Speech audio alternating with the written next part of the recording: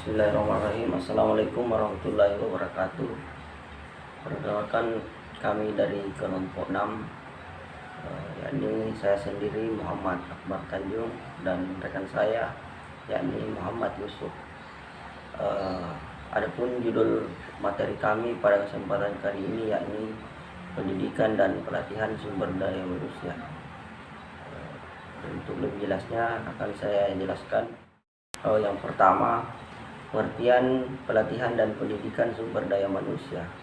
Manajemen sumber daya manusia merupakan bagian dari ilmu manajemen yang memfokuskan perhatiannya pada pengaturan peranan sumber daya manusia dalam kegiatan suatu organisasi atau perusahaan, pendapatan dari pionieris dan swasta. Kemudian pendidikan dan pelatihan. Nah, dalam peningkatan, pengembangan dan pembentukan tenaga kerja dilakukan melalui upaya pendidikan dan pelatihan. Program pendidikan dan pelatihan dirancang untuk mendapatkan kualitas sumber daya manusia yang baik dan siap untuk berkompetisi di pasar tenaga kerja. Nah, untuk selanjutnya yakni tujuan pendidikan dan pelatihan. Ada beberapa pandangan tadi menurut para ahli. Yang pertama dari Mito yang mengatakan bahwa pekerjaan diharapkan dapat diselesaikan dengan lebih cepat dan lebih baik. Nah, kemudian tanggung jawab diharapkan lebih besar. Dan adapun dari menurut Umar mengatakan bahwa mendidik atau melatih serta membina tenaga kerja yang memiliki keterampilan produktif dalam pelaksanaan program organisasi di lapangan.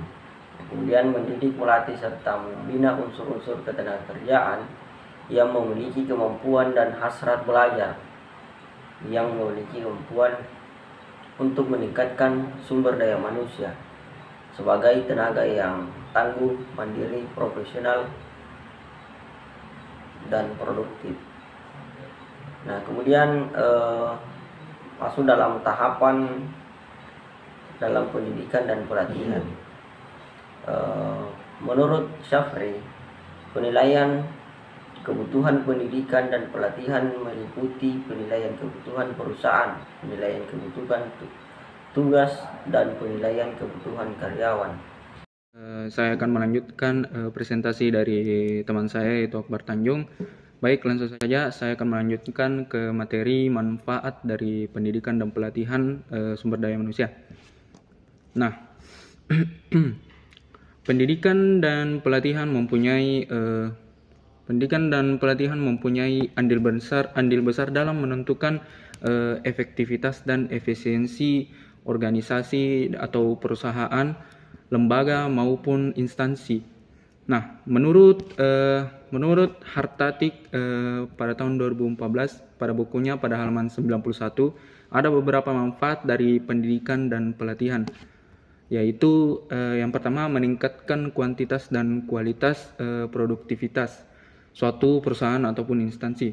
Yang kedua, untuk mengurangi waktu belajar yang diperlukan karyawan untuk mencapai standar kinerja yang dapat diterima. Yang ketiga, membentuk sikap loyalitas dan kerjasama yang lebih menguntungkan. Yang keempat, untuk memenuhi kebutuhan perencanaan sumber daya manusia. Yang kelima, mengurangi frekuensi dan biaya kecelakaan kerja. Yang keenam, membantu karyawan dalam meningkatkan dan mengembangkan pengetahuan keterampilan. Untuk materi selanjutnya yakni jenis-jenis dan metode dari pendidikan dan pelatihan sumber daya manusia. Nah, terdapat banyak pendekatan untuk pelatihan.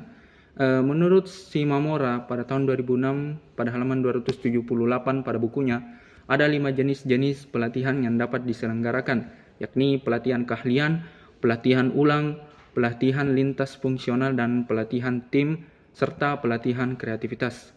Adapun metode-metodenya, menurut Hasibuan tahun 2003 pada bukunya halaman 77, metode-metode pendidikan dan pelatihan dapat dijelaskan sebagai berikut. Yang pertama yaitu on the job, yang kedua vestibule, yang ketiga demonstration dan example, yang keempat simulation, yang kelima apprenticeship, dan yang keenam yaitu classroom method, yang ketujuh yaitu lecture atau ceramah atau kuliah, yang kedelapan yaitu conference atau rapat, yang kesembilan yaitu programmed instruction. Selanjutnya yaitu contoh-contoh dari pendidikan dan pelatihan sumber daya manusia. Nah, dilihat dari jenis-jenis pelatihan yang sudah dijelaskan di atas, sumber daya manusia atau tenaga kerja dapat diketahui contoh dari pelatihan yang dihadapi oleh SDM atau tenaga kerja tersebut. Berikut adalah contohnya. Yang pertama yaitu pelatihan keahlian. Contohnya adalah pelatihan sederhana berdasarkan keahlian dari sumber daya manusia atau tenaga kerja untuk menilai kebutuhan atau kekurangan yang nantinya akan diidentifikasi. Yang kedua yaitu pelatihan ulang, yang dimana contohnya yakni memberikan atau menambah keahlian yang dibutuhkan oleh sumber daya manusia atau karyawan dengan tujuan bisa menghadapi tuntutan pekerjaan yang berubah-ubah.